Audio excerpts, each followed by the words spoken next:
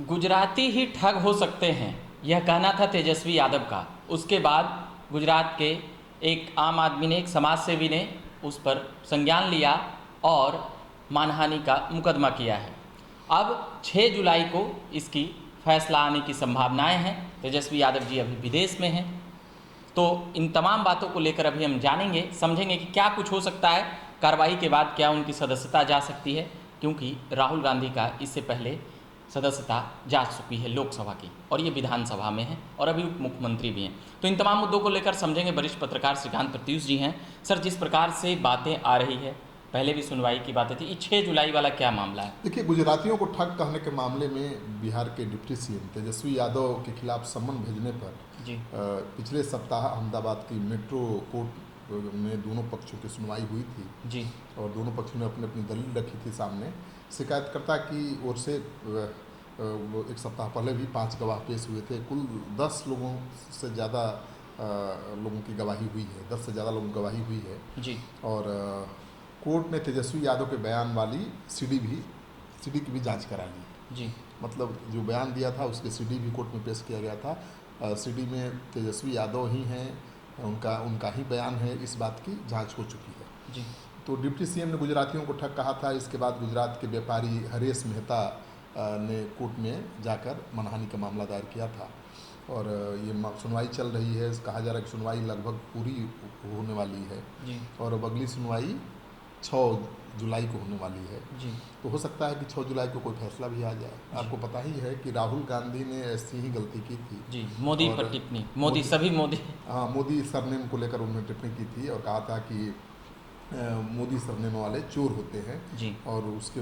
कारण उनको कितना भुगतना पड़ा। जी आपको पता ही है जी कि तेजस्वी से पहले राहुल गांधी का एक बयान आया और उस वजह से उनकी बहुत फजीहत हुई जी और 2019 में कर्नाटक की चुनाव में उन्होंने ये बयान दिया था और कहा था कि सारे मोदी सरनेम वाले चोर होते हैं। जी तो मामला कोर्ट में पहुंचा और कोर्ट ने बहुत बड़ा फैसला ले लिया।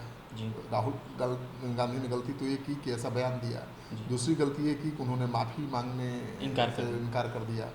तब कोर्ट ने उनको 2 साल की सज़ा दे दी और 2 साल की सज़ा का मतलब है कि आपकी लोकसभा के सदस्यता रद्द। और इस मामले को नज़रअंदाज करते हुए भी नजर आ रहे थे। देखिए, हम मगर जब न्यायालय का फैसला है तो सभी आश्चर्यचकित रहे। उनको उम्मीद नहीं थी कि ऐसा फैसला आएगा, क्योंकि राहुल गांधी तो बहुत बड़ा नाम है। जी तो उनको था कि कोर्ट हल्के से चेतावनी देकर छोड़ देगा। जी जी लेकिन जब माफ़ी उन्होंने नहीं मांगी तो कोर्ट ने ऐसा फैसला सुनाया कि पूरे देश में खलबली मच गई। जी कोर्ट ने 2 साल की सज़ा सुना दी, मतलब उनकी लोकसभा की सदस्यता भी चली गई। इसको लेकर बीजेपी की भी किरकिरी हुई थी, तो क्या इस मामले में भी ऐसा हो सकता है कि कांग्रेस के नेताओं का आरोप था कि जी बीजेपी सब करवा रही है। जी जी लेकिन देखिए, आरोप लगाने से कुछ नहीं होता है। जी बयान तो राहुल गांधी ने दिया था, जी कोर्ट ने फैसला सुनाया। सुनाया बीजेपी को आप कैसे दोषी ठहरा के बच सकते हैं? जी तेजस्वी यादव ने भी बयान दिया है, जी उसका सीडी है कोर्ट के पास, जी सीडी की जांच भी हो चुकी है।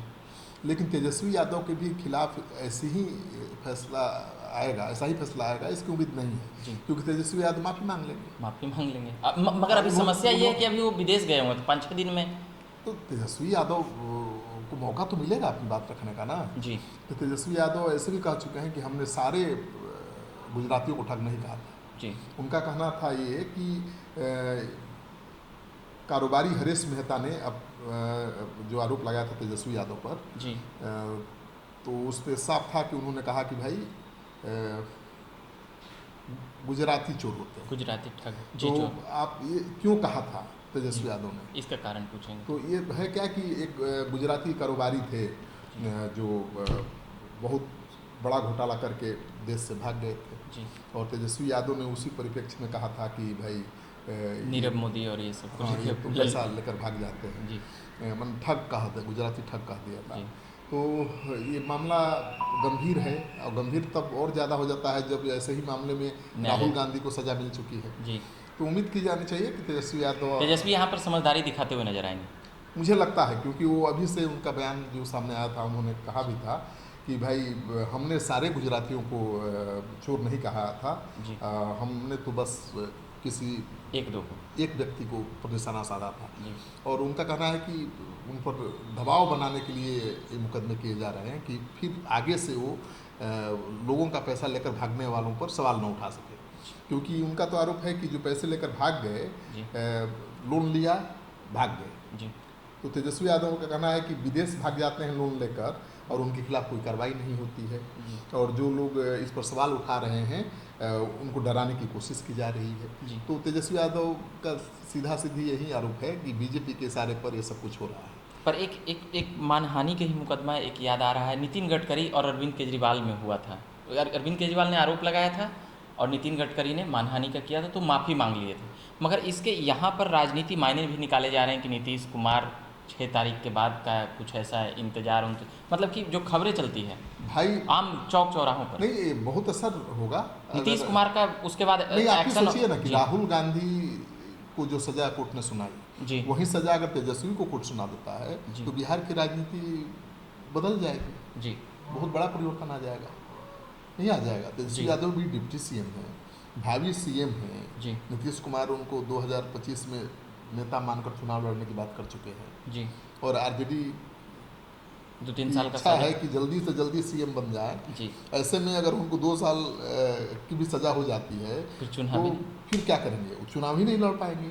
और नियम यही नहीं है कि 2 साल की सजा है। 2 साल की सजा है, इसका मतलब कि सजा पूरी होने के बाद भी 6 साल तक आपको चुनाव नहीं लड़ना है। लालू यादव के साथ ऐसा ही हुआ था। लालू यादव दूसरा सांसद थे शायद। लालू यादव का मामला दूसरा था जी, वो चारा घोटाले में फंसे थे जी, जी, सजा। और वो भी चुनाव नहीं लड़ सकते हैं। लेकिन लालू यादव का लास्ट स्टेज था, तेजस्वी यादव की शुरुआत है राजनीति की। तो अभी बात ही चल रहा है कि नीतीश कुमार अब यहाँ से कुछ स्टैंड ले सकते हैं, जैसे अगर तेजस्वी यादव को अब ये सजा- कहना हाइपोथेटिकल होगा, ये ठीक नहीं है सवाल का जी, जी। जवाब देना संभव ही नहीं क्योंकि है। 2017 में ऐसे ही कई आरोप तेजस्वी पे लगे थे, तो वो फिर किनारा हो गए। भाई तो तेजस्वी आरोपों से मुक्त थोड़े हो गए। जिन आरोपों को लेकर नीतीश कुमार आरजेडी से अलग हुए थे जी। उन आरोपों से मुक्त तो हुए नहीं है जी। अभी भी उनके खिलाफ ईडी और सीबीआई की जांच तो चल ही रही है। जी, पूरा लालू परिवार घोटाले में फंसा हुआ है, जी, लेकिन आरोप तो सिद्ध हुआ नहीं है। जी, अभी तो मामला चल रहा है कोर्ट में। फिर नीतीश कुमार तेजस्वी यादव के साथ हैं, तो तेजस्वी यादव को सजा हो जाएगी या उनके खिलाफ कोई फैसला आ जाएगा तो नीतीश कुमार फिर से छोड़ देंगे आरजेडी को, ये कहना ठीक नहीं है। जी, जी, क्योंकि ठीक है पहली बार ऐसा हुआ, लेकिन अब वो बहाना नहीं है, क्योंकि अभी भी उन पर मुकदमे चल रहे हैं, ईडी सीबीआई पीछे पड़ी है, तभी तो नीतीश कुमार उनके साथ गए हैं, सरकार चला रहे हैं। बिल्कुल। लेकिन तेजस्वी यादव के खिलाफ अगर फैसला आ जाता है तो बहुत राजनीति प्रभावित होगी। जी, समझ रहे हैं ना? दबाव में आरजेडी आ जाएगा। जी, अभी नीतीश कुमार दबाव में है, लेकिन जो तेजस्वी यादव जैसे ही उनको सजा होगी तो नीतीश कुमार चढ़ जाएंगे, फिर आरजेडी का उनका अपर हैंड हो जाएगा, कुनबा भी आरजेडी बिखरने। पीछे लघु हो जाएगी। जी, तो देखिए इंतजार करिए, अभी कुछ कहना पाना बड़ा मुश्किल है। मुझे लगता है कि तेजस्वी यादव बहुत समझदार हैं और वो संकेत दे चुके हैं कि वो अपनी जीत पर नहीं अड़ेंगे और ये राहुल गांधी की तरह नहीं कहेंगे कि माफ़ी नहीं मांगेंगे जी, और उन्हें माफ़ी मिल सकती है। चलिए, तो ये बात कर रहे थे हम, ये तेजस्वी यादव के गुजरात में जो मामला चल रहा है कोर्ट में, उसको लेकर, गुजराती को ठग कहे जाने को लेकर, और भी बातें, तमाम बातें हम करते रहेंगे। तो फिलहाल अभी हम समझे कि नीतीश कुमार उसके बाद क्या कुछ कर सकते हैं या नहीं कर सकते हैं। कई खबरें चल रही थी, उसको लेकर तमाम बातें अभी हम समझ रहे थे वरिष्ठ पत्रकार श्रीकांत प्रत्युष जी से। बाकी अभी के लिए इतना ही कहेंगे। मेरा नाम रविकांत हुआ, धन्यवाद।